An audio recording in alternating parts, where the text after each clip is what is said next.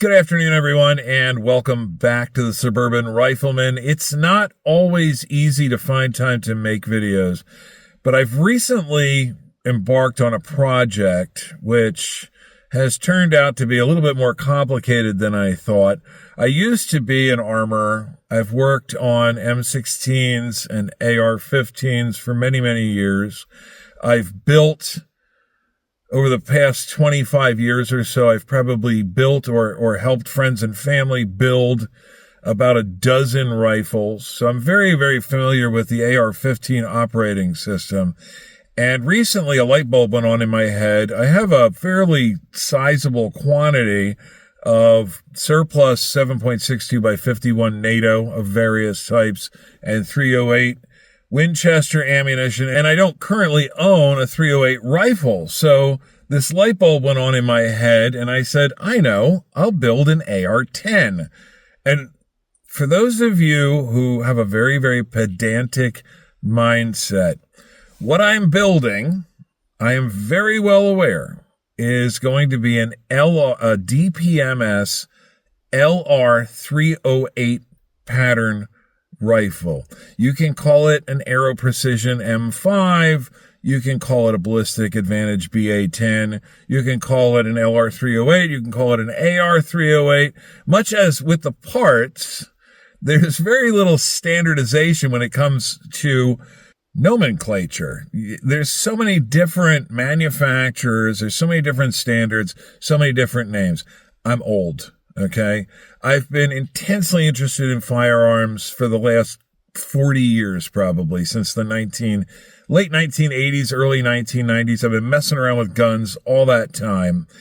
And in my head, an Armalite type rifle, an AR pattern, Eugene Stoner designed rifle, which is chambered in 308, is an AR-10. So yes, it might be an LR-308 or M5, whatever you want to call it. In my mind, it's an AR-10, and that's what's going to come out of my mouth.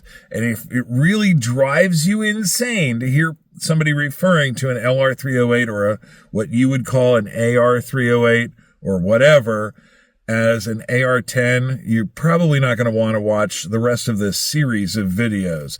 But anyway, I have a hard time finding time to make videos, and I've been cobbling all these parts together. I think I have pretty much everything I need for the rifle inbound. And I thought it's very easy for me to make short little videos on my lunch break. I just jump in my truck and I drive somewhere, find a quiet place to sit, and I can talk about each of the individual parts because YouTube will not allow me to show you me putting them together. That's a big no-no, and I don't want to get videos or my channel monetized. I've worked 14 years to build up the small channel I have now, and I don't want to ruin it. So I thought I would just come out here on my lunch breaks, and I won't go through this entire preamble in every one of these videos, but I just wanted to explain where I'm coming from.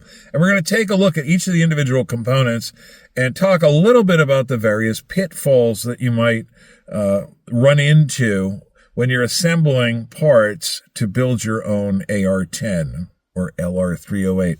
And the only thing I have in hand at the moment is the upper receiver. And this is a Ballistic Advantage upper receiver. I don't know if you'll be able to see the logo there.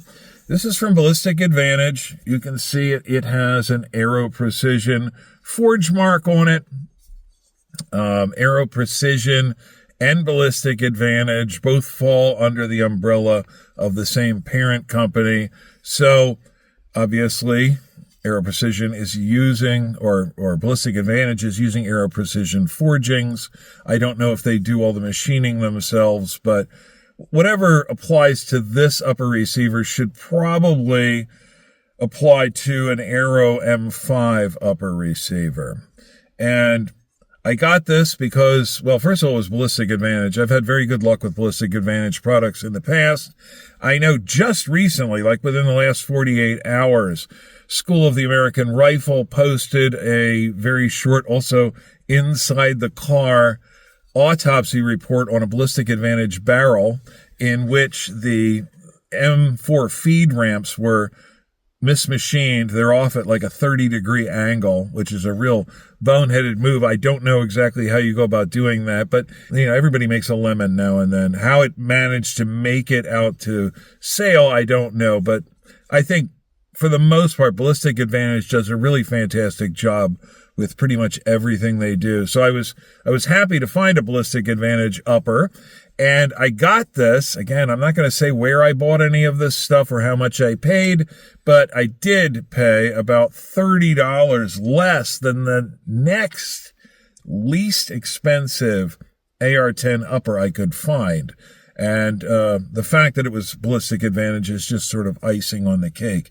Now, this was not sold as a blem. It was sold at a very good sale price. I'm assuming that the company, the retailer I bought this from, bought a lot of these from Ballistic Advantage and bought them as blems, probably inspected them, and then sold them at a sale price. So I didn't buy it as a blem, but it does have a few small inconsistencies in it.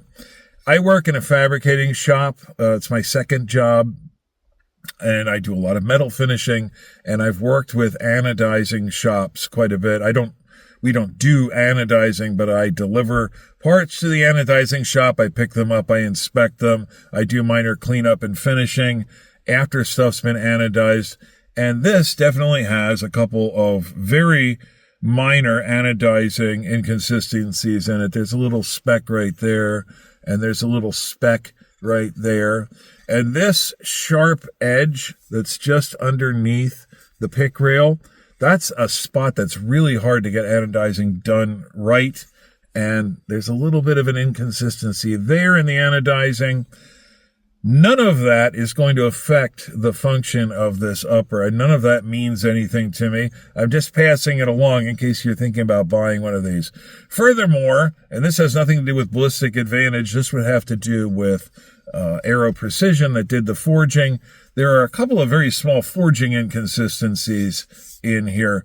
The form that was in their forge that was used to form the outer dimensions of the receiver must have had some specks of dirt on it or something. There's a couple of tiny little wrinkles and pits in the forging. I don't know if you're going to be able to see those. Again, completely insignificant. I'm not worried about those at all.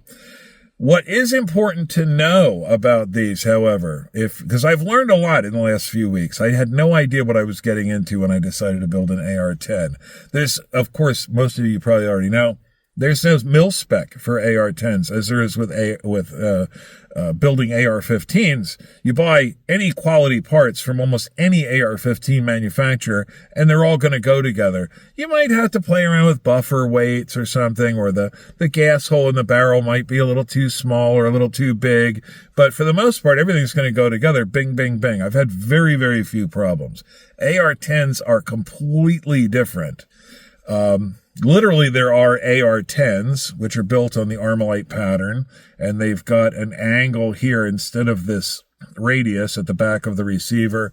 And I think the threads and the receiver extension are different. The way that the bolt or the dimensions of the locking lugs on the bolt and the locking lug cuts on the barrels are a little bit different.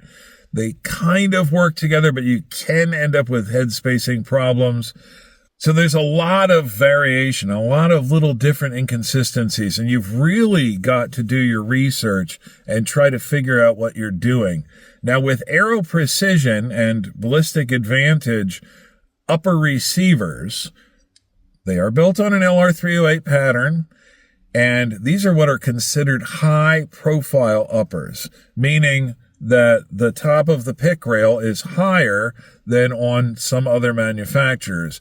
Many manufacturers, Palmetto State Armory and Smith & Wesson, use low-profile uppers with a low-profile pick rail on here. And the easiest way to tell the difference between low-profile and high-profile is to measure the thickness of what I call the porch roof here. Some people refer to this as the tab. Other people, I think the actual name for this is called the rain cover. I call it the porch roof. But you can measure the porch roof. and this is an easy thing to do. You don't need caliper or micrometer or anything to do this. You can just use a machinist's rule. If this measures 1/8 of an inch in thickness, it's low profile. If it measures 3/16 of an inch in thickness, it's high profile. And you can easily see the difference of 1/16 of an inch, whether or not you're dealing with a low profile or a high profile upper. It gets a little more technical than that, though, because DPMS, who standardized the high profile upper, actually changed the dimension between this bottom surface where the upper receiver mates to the lower receiver and the top of the flats on the pick rail. And they changed that dimension not by very much, about 60 thousandths. The original dimension was 2.003 inches. Again, from this flat surface here to the surface of the ridges on your pick rail. They changed that for the last couple years of production by increasing it 60 thousandths. So it's 2.063, exactly 60 thousandths increase in this dimension for the last few years of production. Now, a lot of people today that are making accessories for high-profile uppers are using the original DPMS standard, which said that this was 2.003 inches. So oftentimes, if you buy a handguard, which is billed as being high profile, it's built to the old standard of 2.003 inches. So what ends up happening is if you have an Aero Precision or a Ballistic Advantage high profile upper, you're going to get a small step down, even in a high profile handguard. So if you need a perfectly contiguous run of pick rail across the top of your upper receiver and all the way out your handguard, you really need to either buy your upper receiver and your handguard. At a minimum, you need to buy your upper receiver and your handguard from the same manufacturer. Or, for instance, Aero Precision and I think Ballistic Advantage use Midwest Industries handguards, so you've got a pretty good chance that there's going to be a perfect run across there. Of course, the best thing to do if you want that to be super consistent is to buy an assembled upper. That way, if it's not all lining up perfectly, you can send it back. Say, this is not acceptable to me. For me, it doesn't matter. I don't care about a 60 thousandths step down. I don't plan on mounting anything on my handguard, at least not in the foreseeable future. My eyes are getting worse and worse and worse, and I really need a scope. So this is going to have a dedicated optic. It's going to be mounted on top of the receiver. If I should decide at some point in time to put backup iron sights on this, a 60 thousandths step down is going to be well within the adjustment range of most iron sights. I don't think that's going to be a huge problem.